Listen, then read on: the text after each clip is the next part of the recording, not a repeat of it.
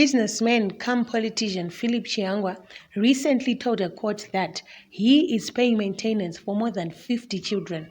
This came to light after his High Court appeal against a 40,000 maintenance order for two minor sons with estranged girlfriend Pamela Rusere was recently dismissed.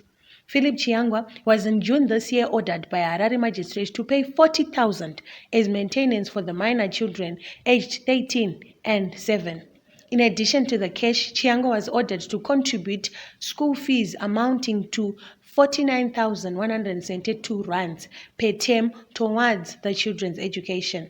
The football boss did not make an offer for the two sons, placing his monthly earnings at 70,000 while conceding to sitting on a number of boards. He put his monthly earnings at a paltry 70,000 a month while conceding to sitting on many boards. He did not divulge the income from these on the basis of the income being independent on dividends. He purported to have fathered 50 children and mentioned some for whom he pays maintenance in every cursory terms. The record does not show any evidence that he produced in this regard apart from the names of the mothers of the children, reads the High Court judge's finding. A joint decision by Justice Webster Chinamora and Amy Tanga has now dismissed Chiyangwa's appeal against the maintenance and partly upheld the school fees payment.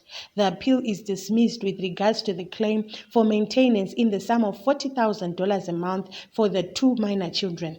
The appeal is partly upheld with regards to the payment of school fees, which is directly to the school in foreign currency in that order of the lower court is altered in paragraph, which reads as follows.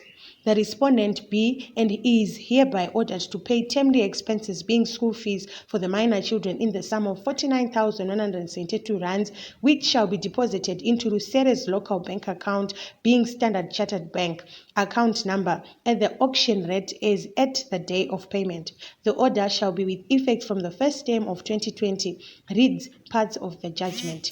In his grounds of appeal, Chiyangwa had accused the magistrate of falling into an error by ordering him to pay maintenance when he was responsible enough to maintain the same children. Chiyangwa also queried why he was ordered to pay school fees in rand for children who were supposed to be in Zimbabwe but moved to South Africa without his knowledge. He then challenged Rusere to provide the court with proof of the children's stamped passports and proof of their residence in South Africa. He claimed the court also failed to appreciate his efforts in consistently taking care of his children's welfare and that the granting of the $40,000 wasn't unjustified. Chiyangwa said that he had other maintenance obligations and did not make an offer for Rusere's children.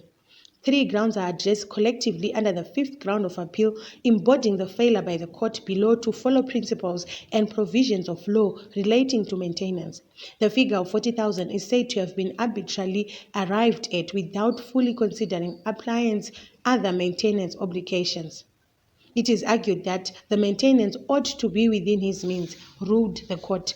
Rusere, who runs a small taxi business in South Africa, had told the court that even though Chiyangwa was paying school fees, he had stopped prompting the legal action. It was not in dispute that the respondent moved to South Africa after going there on holiday in 2015. It was not in dispute that the appellant had previously paid some school fees for the two minors whilst they lived in South Africa. The reason why the respondent said she had come to Zimbabwe was because one of the children had pulled out of school when Chiyangwa stopped paying fees. She had in fact come to reason with him, the judgment reads. I assumed that respondent would fall out of this seasonal trance, but apparently he went on like a drunken skunk until the minor children were dismissed from school. Thus, I had no option but to come to this honorable court to knock some sense in the respondent, but apparently he is hell-bent on attacking my character, Rusere submitted.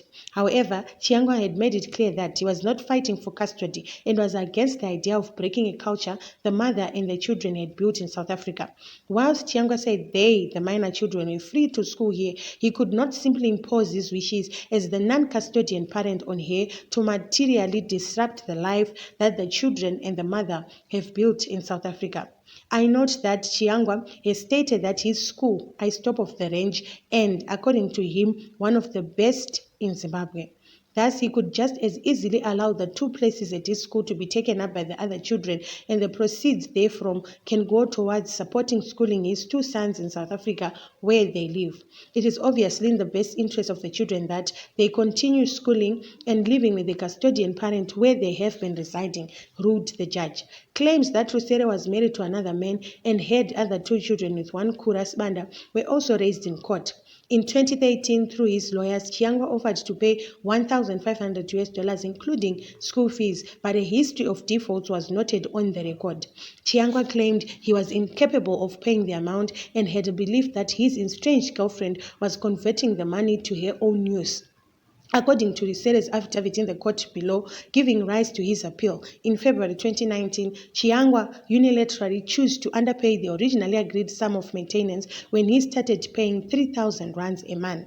Indeed, from the evidence attached in the record, 3 payments of 3,000 rands were made in 2019, while another was made in January 2020. In 2019, a sum of 10,000 rand was made in July, and another 4,500 rands was made in November 2019.